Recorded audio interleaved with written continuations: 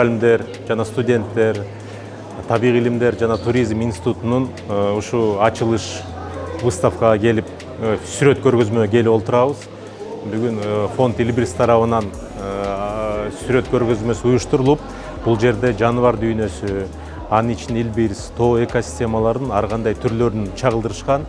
Бул биздин студенттер үчүн, мугалимдер үчүн сабак берүүдө, кийин өзүлөрүнүн адис катыры болууга бир чоң өбөлгө түзөт. Бириккен Улуттар уюмунун айлана чөйрөнү коргоо программасынын алкагында өзү Кыргызстанда 4 жылдан бери жоголуп бараткан байлыктар аттуу долбоор ишке ашып келет да. Ошолордун колдоосу менен бүгүн биздин башка өнөктөштөр менен SLT, Snow Leopard Foundation, NABU, андан башка GISLab деген проон министрлик биригип баарыбыз чогулуп ошол Кыргызстандагы элбиристерди коргоо максатында элдердин аң сезимин өзгөртүү, сүрөт аркылуу кандайдыр бир өзгөчөлүктөрдү жеткирүү максатында өткөзөлү деп ойлонуп атканбыз.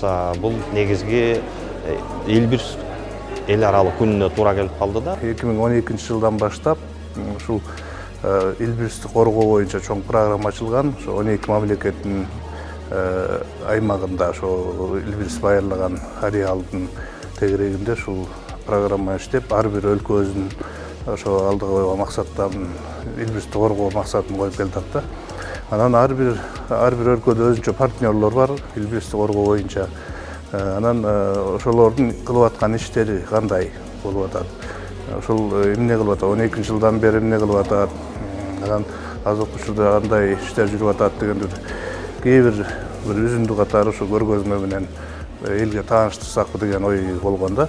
Анан азыр ошо Элбирстин тегерегинде ошо жана фотокапкандардан алынган сүрөттөр, өзүнчө тартылып алган, мониторинг учурунда тартылган сүрөттөр, ошонун баары ушул бир аз кыскача болсо дагы ушу көргөзмөгө коюлуп атат.